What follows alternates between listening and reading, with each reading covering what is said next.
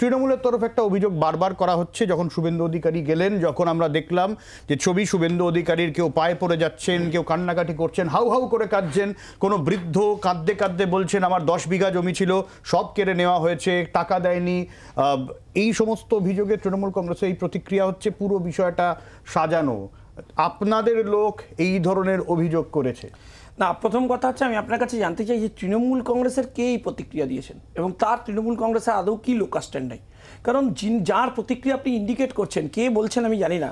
আমি আপনার চ্যানেল দেখছিলাম, সেই চ্যানেলে, এবং আমি তার বক্তব্য একটু বাদে শোনাবো। শুনুন না, আমি আরও একাধিক চ্যানেল দেখেছি যিনি, আপনি এখন যারা ভূতের গল্প নিয়ে ব্যস্ত আছেন এইরকম কঠিন সময়ে, মহিলাদেরকে যারা ভূত বলে মনে করেন, যারা মহিলাদের অত্যাচারকে ভূতের গল্প বলে মনে করেন, তাদের গুরুত্ব আপনার কাছে থাকতে পারে, কিন্তু সাধারণ মানুষ বা পশ্চিমবঙ্গবাসীর কাছে আছে বলে মনে করি না।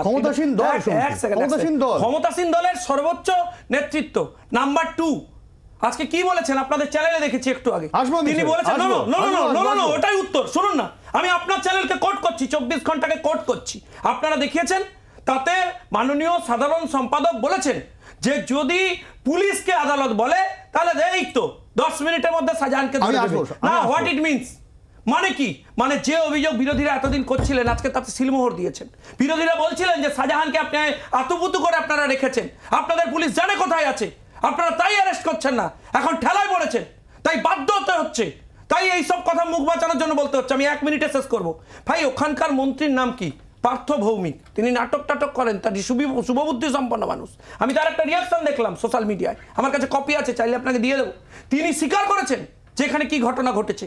যে মহিলা আধিকারিককে সিআইডি থেকে পাঠানো হয়েছিল তিনি স্বীকার করেছেন এখানে কি ঘটনা ঘটেছে।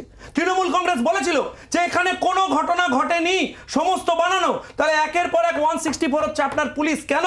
গণধর্ষণের মামলা, গণধর্ষণের সেকশন অ্যাড করেছেন। আপনার বিশিষ্ট সমাজসেবী শিবুকে কেন আপনারা গ্রেপ্তার করেছেন? কেন করতে বাধ্য হয়েছেন? কেন আজকে মাননীয় সাধারণ সম্পাদক বলছেন, আপনি যার রিয়াকশন দেখাবেন তিনি নিশ্চয়ই ওনার থেকে বড় নেতা নন তৃণমূল কংগ্রেস, তিনি বলছেন যে শাহজাহানকে গ্রেফতার করা উচিত। এখন আমি আসবো শঙ্কু, আপনি বলবেন এগুলো বানানো? আমি আসবো। লাস্ট অমিত মালব্য বলেছেন যে পিঠে খাবার গল্প শুধুমাত্র কেন্দ্রীয় এজেন্সি শাহজাহানের পেছনে দৌড়েছে বলে আজকে প্রকাশ্যে এসেছে। সেই পিঠে খাওয়ার গল্প তো কোচবিহারে শোনা যাচ্ছে, সেই পিঠে খাওয়ার গল্প তো বাংলার আনাচে কানাচে শোনা যাচ্ছে। কত মুখ চাপবেন এনারা, কত জায়গায় চাপা দেবেন, কত মামলা করবেন? বাংলার আওয়াজ, বাঙালির আবেগ, জি 24 ঘন্টা।